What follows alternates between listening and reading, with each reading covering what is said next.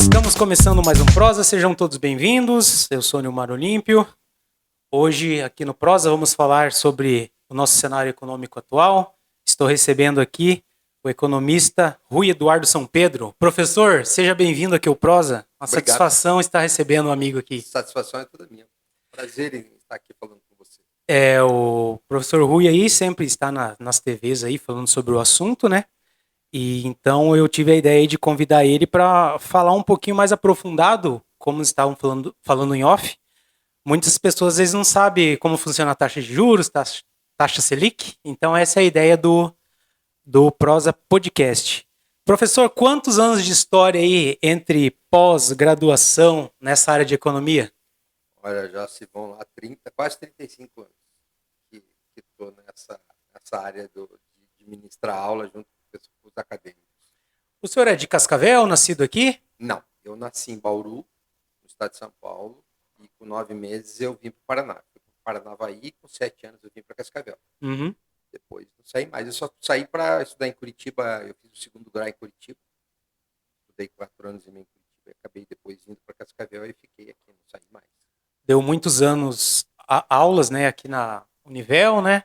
Hoje o senhor está em qual instituição? Eu já me aposentei, Aham. e eu estou dando aula uma noite só por semana em Realeza, numa faculdade particular, a Regis.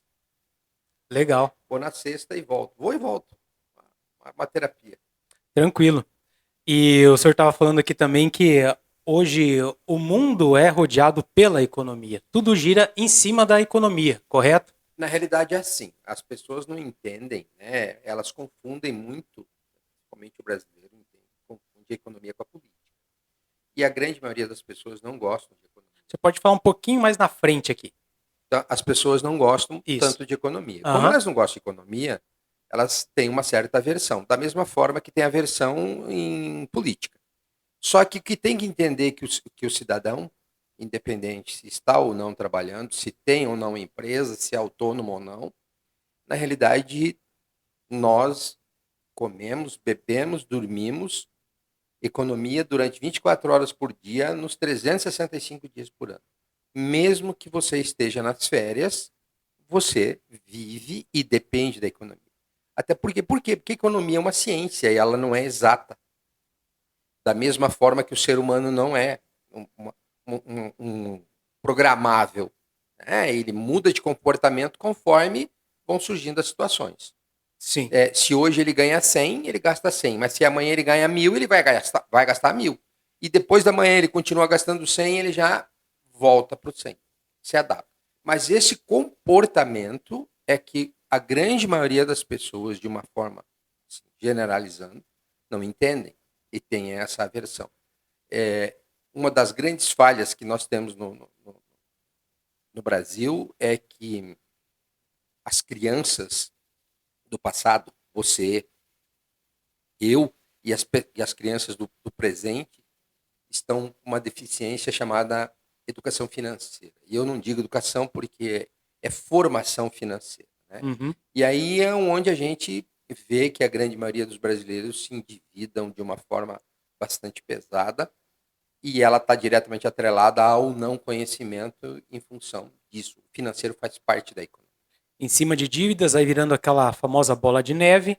E daí eu já emendo, então, hoje o que rege a economia, a grosso modo, é a taxa de juros que comanda isso? Na realidade é a taxa de juros. Se você elevar a taxa de juros, automaticamente você vai pagar mais na remuneração do dinheiro que você pegou emprestado. Uhum. E isso acaba não se encaixando dentro do orçamento familiar. Quando a gente fala orçamento, a gente tem que entender que é orçamento familiar. Ah, mas eu moro sozinho, sou solteiro e tal. Tudo bem, esse é o teu orçamento. Mas se você tá casado, mora com alguém, é o orçamento da família. Filhos que trabalham, é o processo, é o que se ganha dentro daquele lugar, da localização onde você reside. Então, as pessoas não entendem que a taxa Selic sobe e desce. Se ela sobe, sobe a taxa de juros. Mas juro do quê? Juro do cartão de crédito, juro do financiamento, da casa, do carro, da roupa que você compra parcelado, do eletrodoméstico. Aumenta a taxa de juros do cheque especial. E se a taxa Selic baixa, automaticamente baixa também, mas não na mesma proporção do recuo da taxa. Por quê? Existe um risco dentro desse mercado. E quem empresta dinheiro tem aquele indivíduo que pega o dinheiro emprestado e paga, e tem aquele que pega o dinheiro emprestado e não paga. Quanto maior o volume de inadimplência junto às instituições, maior é a taxa de juros que ele vai cobrar. Ah, mas eu não tenho nada a ver com isso, eu sou um cara que pago direitinho. Infelizmente, você vai pagar por aquele indivíduo que é incorreto na hora de você adquirir um financiamento. Na hora de adquirir, tudo bem. Na hora de pagar, deixa de ser tudo bem. Então, infelizmente, são coisas que acontecem e o que busca se fazer é que haja uma diminuição de forma significativa do processo de inadimplência. Então é em cima de todos esses dados que o Banco Central calcula a taxa de juros? É isso? O Banco Central calcula a taxa de juros e a taxa Selic, ela é uma taxa reguladora da taxa de juros para as instituições do mercado interno. Porém, a taxa de juros Selic, ela é a taxa remuneratória dos investidores que vão trazer dinheiro do mercado externo para dentro do mercado brasileiro. E isso acaba afetando negativamente todos, como o professor falou. Com certeza. E falando a questão da economia, o empresário não gera renda, não gera emprego. Ele não gera renda, não gera emprego, não gera produção, não gera produto, não gera consumo, e aí é um círculo vicioso que volta do ponto. Tá entendendo? Então, quando você paga uma taxa de juros, que é uma forma de atrair o investimento do mercado externo para o mercado interno, quando você paga essa taxa de juros maior, o Brasil tem hoje a maior taxa do mercado mundial. Quando você paga isso, alguém paga essa conta. E quem paga essa conta somos quem? Somos nós. Né? Uhum. Nós é que pagamos essa conta. Através do aumento de impostos, né? E isso reflete diretamente no preço do produto. Por isso que o trabalhador brasileiro, quando você tem um processo inflacionário, o que é inflação? Inflação é inflar o preço, aumentar.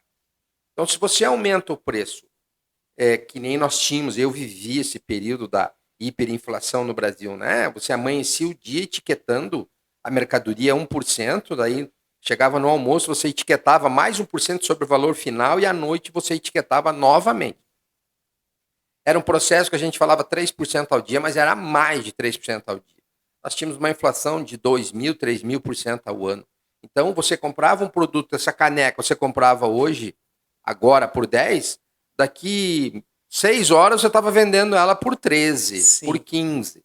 Então, mas era uma fantasia, isso era um processo ilusório. Uhum. Então, o que nós vivemos hoje, que é uma inflação infinitamente menor do que aquela que nós já vivenciamos no período lá militar e etc., isso nós não temos mais essa inflação.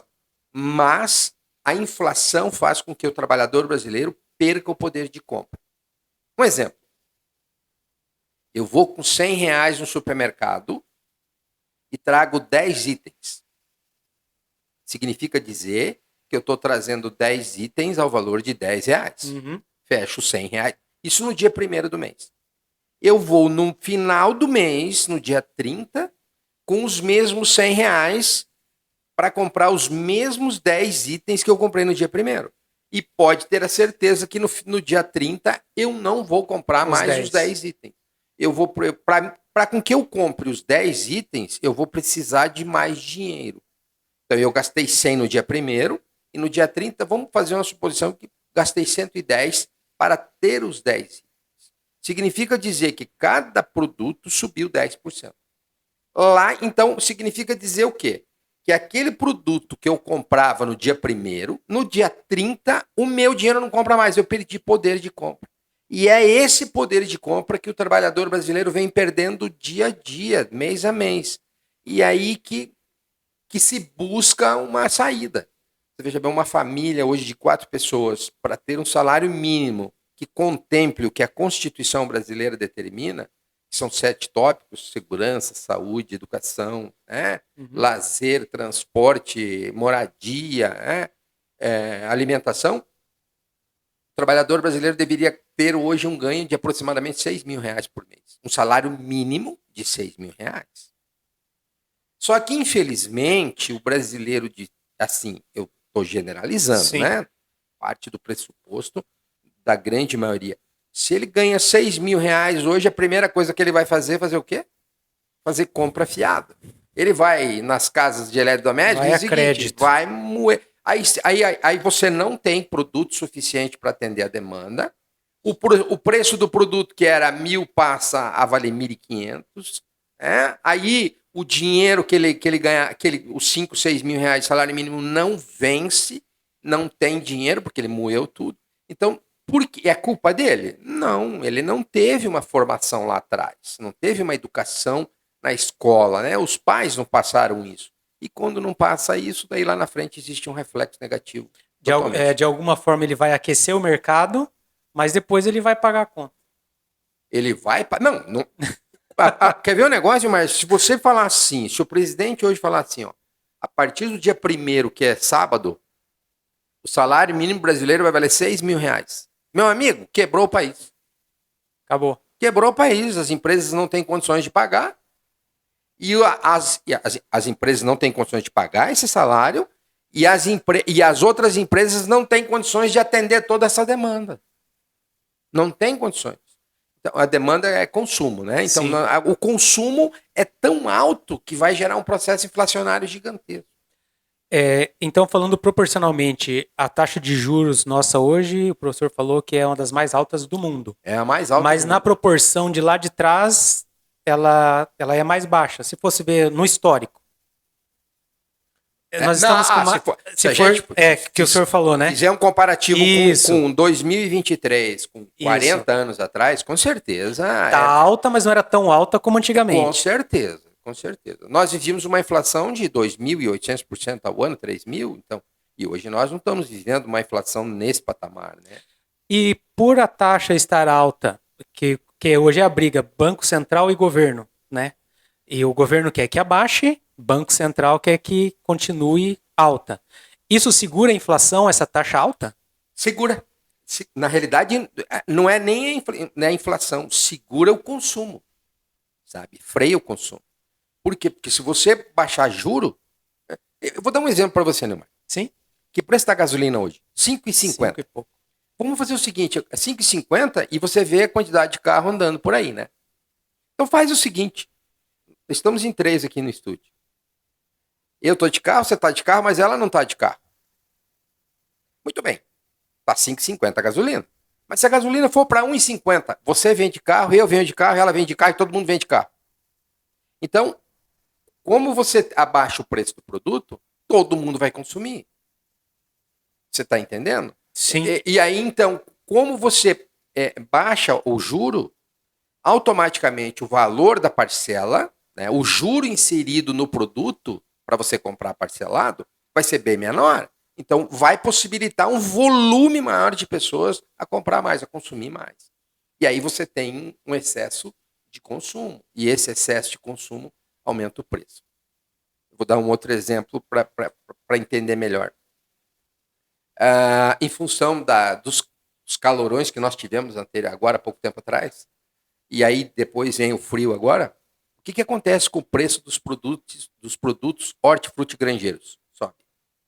Tem uma produção menor. Uhum. Se tem uma produção menor, eu vou colocar isso no mercado uma quantidade menor. Se eu vou colocar uma quantidade menor, o preço vai subir.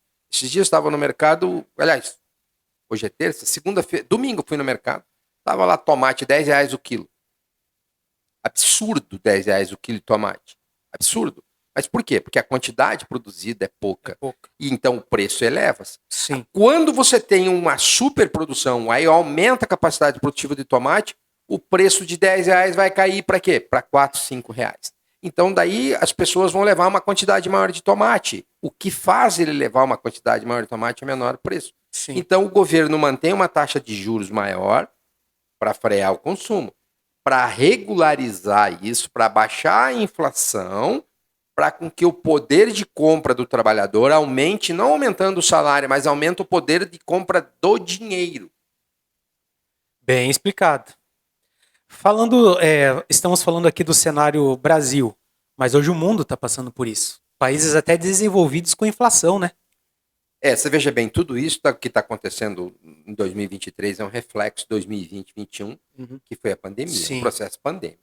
Você veja bem, o mundo tá, a gente vê nos noticiários, na internet, a quebradeira das grandes empresas. Nós falamos de 2020 é aquela história, fica em casa, né? As pequenas empresas não tinham gordura para queimar. E se elas não tinham gordura para queimar, elas quebraram, né? Fecharam, não tinha dinheiro para bancar funcionário, não tinha dinheiro para pagar aluguel, porque não vendia. Então, em si, não tinha movimento, não tinha receita. E as grandes empresas, as mega empresas, tinham gordura para queimar. E quando você tem gordura para queimar, o teu corpo vai se alimentando daquela gordura. No caso das empresas, elas estavam inchadas e elas foram se abastecendo da onde? Das reservas. Das reservas. E chegou num determinado momento que as reservas acabaram. Que é o que está acontecendo. Que é o que está Todo acontecendo. dia, empresa tal, empresa tal. E não é só no Brasil, né? A gente tem que entender Sim. que não é só no Brasil. Você tem aí na América do Norte, você tem na Europa, você tem na Ásia, né? Estados Unidos está passando dificuldade financeira? Muito grande, muito grande. Eles são os maiores devedores no mercado externo, né? Mas, você veja bem, se hoje a maior economia do planeta, que é a economia americana, que é por pouco tempo, né, está sofrendo isso, você imagina economia como a nossa, que tem uma inflação significativa. Você veja bem, a taxa Selic do Brasil é 13,75 ao ano. A inflação, a taxa Selic americana, a equivalente à taxa Selic no mercado americano, era 0,5% ao ano. Foi para 5%. E você veja bem, de 0,5% para 5%, eles são menos da metade da nossa taxa de... E assim mesmo é um processo extremamente atrativo, porque lá a inflação é extremamente baixa, né? Então, Sim. eles estão sofrendo com isso, tu imagina as outras economias. Então, você pega lá os países de terceiro mundo, países africanos, alguns países sul-americanos. Miseráveis, né? Passa por uma deficiência, desemprego e falta de infraestrutura absurda. A Argentina bateu mais de 100%. Como que está esse país hoje economicamente devastado? Quebrado. O que aconteceu de quebrar a Argentina, de que a Argentina quebrou, foi alguns anos atrás, quando ela decretou moratória. Tipo assim, devo, não nego, pago não sei quanto, quando puder, se tiver. E aí essa história de... Aí, então, o credor dele, o mercado externo, diz o seguinte, bom, tu não vai me pagar? Não, não vou te pagar porque eu não tenho. Mas eu preciso comprar. Beleza. Para você, o produto que eu vendo para ele é 10, eu vou vender para você a 12. Só que você tem que me mandar o dinheiro. Daí vai a mercadoria. E aí, então, faltou caixa. Né? E aí é aí que a Argentina está padecendo. E não é só a Argentina. Que eu já ia emendar. O Brasil, dentro da América do Sul, hoje está num cenário melhor econômico de todos os países? Com certeza. Tirando o Uruguai, eu acho que está bem, né? Hoje a bola da vez da América Latina é o Uruguai. Alguns anos atrás, a bola da vez de infraestrutura e condições, etc., era o Chile. Né? Agora já não é mais. Então, se você pegar dos países sul-americanos, excluir o Uruguai, que está numa infraestrutura bacana perante o mercado mundial, aí depois do Uruguai vem o Brasil. Aí vem o Brasil. Depois, aí, se você pegar Venezuela, Colômbia, Equador, Peru, Bolívia, juntar tudo, não dá um. Né? Venezuela acho que está pior que a Argentina. Não, ela realmente está depredada, né? Porque você veja bem, um país que é altamente produtivo, é um dos grandes produtores de petróleo e falta dinheiro, chegar a importar não sei quantos milhões de rolos de papel higiênico do Brasil. Então você veja bem, e há uma imigração, parte dos venezuelanos para o Brasil e para o mundo todo. Milhões de pessoas. Então é uma situação assim completamente preocupante, porque você veja bem, acaba afetando outros países também. Podemos dizer que esses países dificilmente se reerguem, porque a Argentina em si era uma potência, né? Não, Econômica alguns anos atrás. eu digo assim, se reergue, claro que sim, mas leva um tempo. Né? Você veja bem, tudo é um processo de construção. O argentino ele tem um ponto a favor, né, diferente do brasileiro, e um ponto bastante positivo. O argentino é muito, ele morre lutando, ele não se entrega, ele tem essa vantagem. E eu acredito que a Argentina, quando ela tiver a oportunidade, num espaço de tempo bastante curto, ela consegue superar isso. Só que isso não é de hoje para amanhã. Isso não é assim, o ano que vem a Argentina tá bem. Não. Não. Não, ela leva um período de tempo aí, 5 a 10 anos, para poder se reestruturar. Mas ela tem que fazer um processo de programação. Não querendo falar de política, mas isso é devido a vários erros políticos também que juntou tudo isso. Pessoas de lá, pode falar de anos atrás, não só de um partido, que tomaram decisões erradas.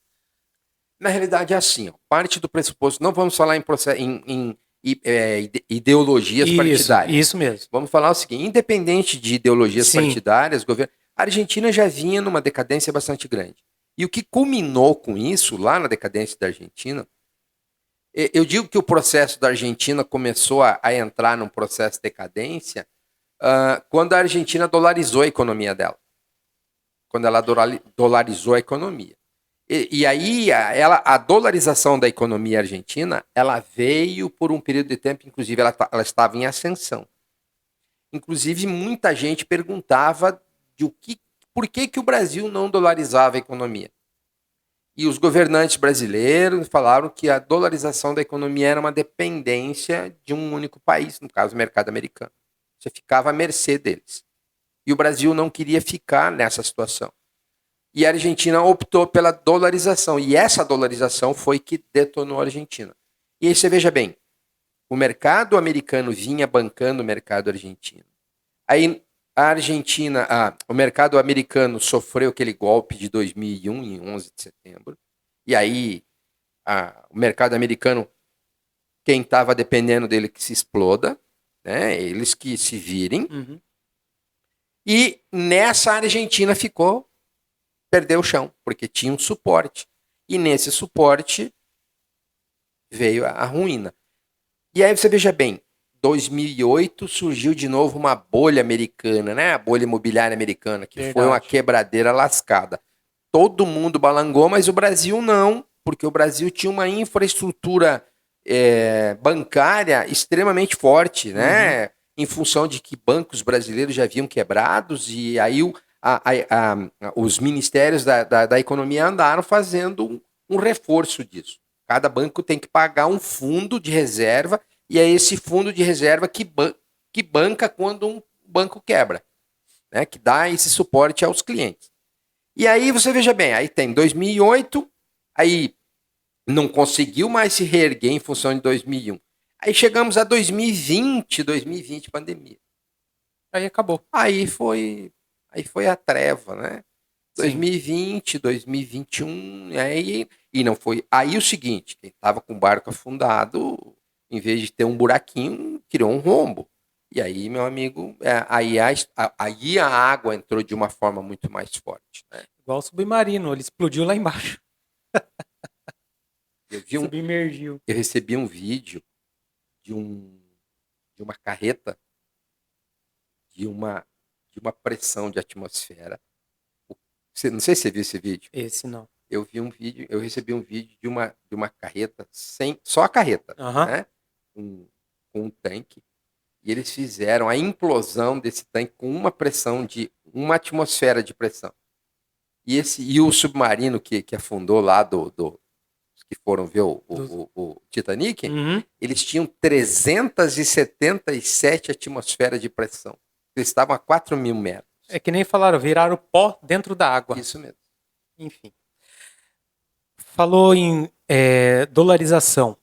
falou em Estados Unidos. O dólar tá perdendo força? Tá perdendo força pelo seguinte, você veja, o Brasil nós chegamos a ter o dólar a 6,20. O dólar hoje fechou o patamar de 4,80, câmbio oficial, 4,70 e alguma coisa. Então, você veja bem, ele vê, e não é no Brasil que ele está perdendo força, ele está perdendo força no mercado mundial.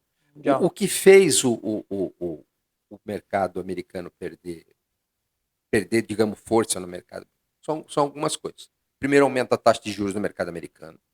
Segundo, a atratividade da taxa de juros no mercado brasileiro, você tem um volume de dólares entrando muito grande no mercado brasileiro, excesso de dólar no mercado baixa o preço. Igual os produtos. É a mesma coisa, lei da oferta, lei da procura. Sim. Isso é o processo. As empresas que têm as suas dívidas são dívidas que estarão vencendo futuramente, então elas não estão preocupadas, então estão pensando que o dólar deve ter caminho para descer, quando elas descerem mais, elas vão lá e compram, e aí provavelmente o dólar, né, se especula que o dólar deve ficar até final do ano entre 5 e 5,30, câmbio oficial. Eu não estou falando em câmbio, não é o câmbio que a gente vai lá na Argentina ou no Paraguai comprar, é o câmbio oficial para importação e exportação. Entendi. Então deve ficar nesse patamar aí. E eu já tinha estudado sobre esse assunto dos Estados Unidos como primeira potência. O professor falou ali atrás que provavelmente alguns anos os Estados Unidos não será mais a primeira. Você acha que a China está vindo? Não é que ela está vindo. Ela vai passar ela de vai lavar. passar, né? Vai passar. Vai demorar alguns anos ainda, né? Não acredito, não vai 10 anos. Não vai 10 anos. Né? Será a primeira potência. Será a potência econômica, né? Estamos falando em questão de produção de PIB. Enquanto se especula, né, já tem uma projeção disso, enquanto o mercado americano vai ter um PIB de 38 trilhões de dólares, o mercado chinês vai ter um PIB de 48 trilhões de dólares. Então nós estamos falando em 25% a mais. Outro detalhe é que a China também deu uma quebradinha nessa questão econômica, senão já podia ter chegado mais perto ainda. Com certeza. Correto? Com certeza. Você veja bem, a China ela vinha tendo um crescimento gigantesco anual, 5, 6, 10, 11% ao ano. E agora você veja bem, ela já não cresce mais tanto. Eu digo o seguinte, a China era aquele gordo que ele emagrecia 10 quilos por mês, aí ele emagreceu 50 quilos, e aí depois de 5 meses ele não consegue emagrecer mais 10, ele emagrece 5, 3, 2. Então, porque ela veio numa força muito grande, né? Ninguém imaginava aquilo. E ela veio ela veio para passar por cima, para atropelar. E ela fez isso mesmo. A China, ela vem num processo de, como é que eu vou te dizer, cópia japonesa. Quando o Japão ficou completamente dilacerado na Segunda Guerra Mundial, que eu costumo brincar com as 2 espoletas que estourou no Japão, Hiroshima e Nagasaki, aí o Japão tinha que se reestruturar.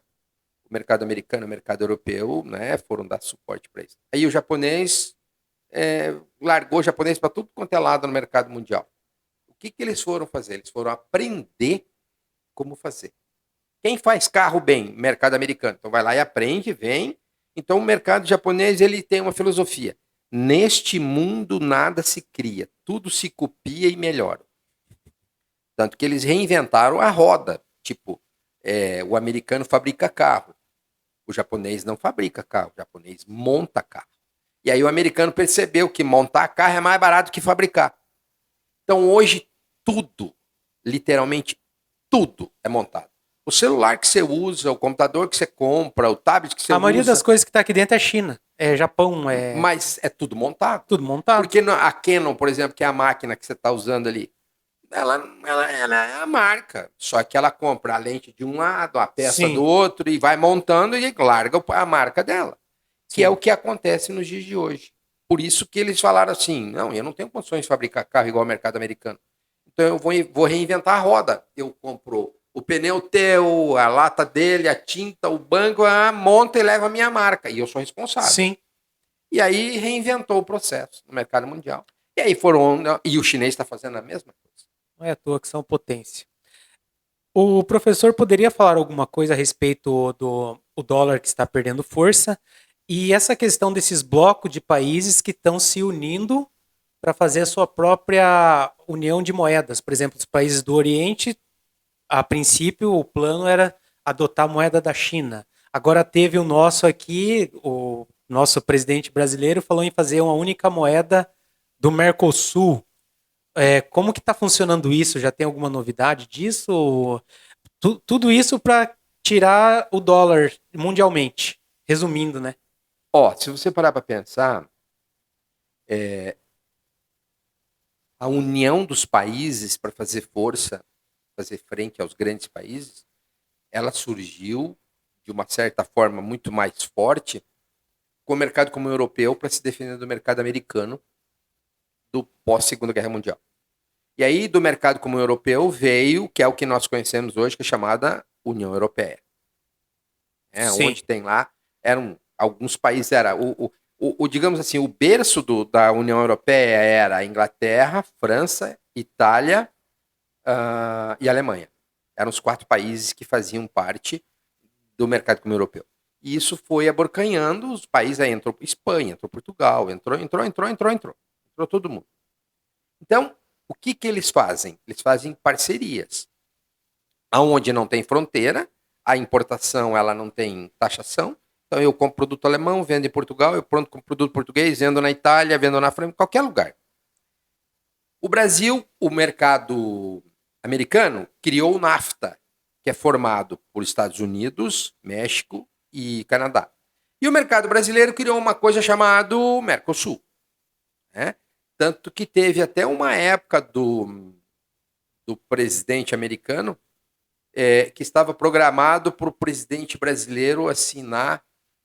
O mercado americano queria que o Brasil extinguisse o Mercosul e o NAFTA, e eles iam criar um mercado dos países americanos, que seria o ALCA, aonde você teria os 5 países base dessa história. Eram os Estados Unidos, o Canadá, o México, o Brasil e a Argentina. Só que teve um presidente que estava saindo, que era o Fernando Henrique Collor de Mello, ele estava saindo e quiseram antecipar a assinatura do ALCA de 2006 para 2002. E o Fernando Henrique falou assim, não, vocês assinam com outro presidente. Eu não. Aí o outro presidente que veio fez uma avaliação do processo do ALCA. E o ALCA era um processo totalmente prejudicial para o Brasil. O Brasil seria um capacho de 2 ou 3 países que era do NAFTA. E não assinou e não tem o ALCA. Uhum. Então, o que é essa junção de países? É uma proteção que os blocos econômicos têm para se defender de grandes países ou de grandes blocos econômicos.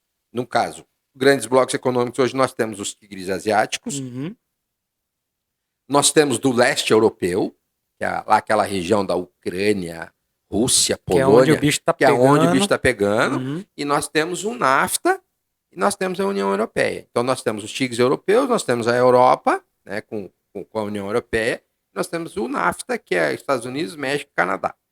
Então, o Brasil tem o Mercosul, onde o Brasil tem isso aí. Agora, aí, recentemente, quando foi agora mais no começo do ano, fevereiro, março, o presidente fez uma reunião, convocou para criar uma moeda entre Brasil e Argentina. Meu amigo, não se cria uma moeda do nada. Né? A moeda do Mercosul existe, ela já tem até um nome, né? O nome da moeda Mercosul, segundo o tratado feito entre os países do Mercosul, é Merco. Né? E aí vem dizendo que vai sair uma nova moeda com a junção de Brasil e Argentina. Meu amigo, é assim, como é que você vai juntar uma moeda aonde nós temos uma força muito... A nossa moeda é muito forte perante a moeda argentina. Nós temos uma inflação de... Vamos arredondar a casinha aí de 10% ao ano, que não é menos. E a Argentina tem uma inflação de 100 e poucos por cento ao ano. A conta não fecha, E eu não ia bate. falar que negocião para Argentina. Com certeza. Essa conta não fecha. E aí, como essa conta não fecha, não tem paridade. E não tem paridade, então é uma moeda que já nasceu Não tem lógica. falida. Tem Você está lógica. entendendo?